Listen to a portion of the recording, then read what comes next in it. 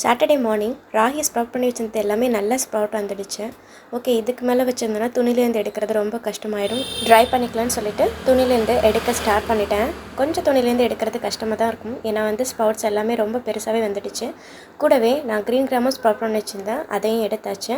அதுவும் நல்லா ஸ்ப்ரவுட் வந்துருந்துச்சு. ஸ்ப்ரவுட் பண்ணி வச்சுருந்த க்ரீன் கிராம் கூடவே ஸ்ப்ரவுட் பண்ணி வச்சுருந்த சன்னா, கேரட், ஆனியன், டொமேட்டோ கூடவே பூவும் ஆட் பண்ணிவிட்டு கொஞ்சமாக சால்ட்டு, பெப்பர், நெக்ஸ்ட்டு கேர்டு கொஞ்சம் ஆட் பண்ணிட்டு நல்லா மிக்ஸ் பண்ணிவிட்டு மார்னிங் ஒரு ஹெல்த்தியான ஸ்ப்ரவுட் சாலடாக எடுத்துக்கிட்டாச்சு. குழந்தைங்க இது மாதிரி செஞ்சு கொடுக்கும்போது சாலடாக கொஞ்சம் சாப்பிட கஷ்டப்பட்டாங்க. பட் ரெகுலராக செஞ்சு கொடுக்கும்போது அவங்க இதுக்கு அடாப்ட் பண்ணிக்கிட்டாங்க. குழந்தைங்களுக்கு ஸ்நாக்காக கூட இந்த மாதிரி ஏதாவது பல்சஸ் வேக வச்சு ஒரு சாலடாக செஞ்சு கொடுத்துருவேன். ஸ்கூலில் கூட மேம் சொல்லியிருந்தாங்க, ஹித்துக்கு ரொம்ப ஹெல்த்தியாக டெய்லியுமே எடுத்துகிட்டு வரோம் அப்படின்னு. பட் அதுக்காக நம்ம எவ்வளோ கஷ்டப்படுறோம்னு சொல்லிட்டு பேக்ரவுண்டில் நமக்கு மட்டும் தான் தெரியும். குழந்தைங்களே இந்த மாதிரி ஹெல்த்தியான ரெசிபிஸ்லாம் சாப்பிட வைக்கிறது கொஞ்சம் கஷ்டம் தான். ஆயில் ஐட்டம் தான் ரொம்ப லைக் பண்ணுவாங்க. பட் நம்ம எப்போவுமே ஆயில் ஐட்டம் ஸ்நாக்காக செஞ்சு கொடுக்க முடியாது. இந்த மாதிரி நம்ம ஸ்ப்ரவுட் பண்ணி நல்லா காய வச்சு வறுத்து பொடி பண்ணி வச்சிட்டோம்னா அவங்க கேட்கும் போது சாக்லேட் மாட் கூட செஞ்சு கொடுக்கலாம்.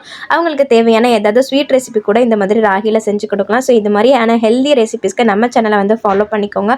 ஸோ உங்கள் வீட்லேயும் குழந்தைங்க இருந்தாங்கன்னா நம்மளுடைய சேனல் ரொம்ப யூஸ்ஃபுல்லாக இருக்கும். என்ன சமைக்கலாம் அப்படின்னு யோசிச்சுட்டு இருந்தீங்கன்னா நம்ம மோர் தென் 500 ரெசிபியோட லிஸ்ட் ப்ரொவைட் பண்ணியிருக்கோம். ஸோ அதை நான் டேக் பண்ணுறேன், செக் பண்ணி பாருங்கள்.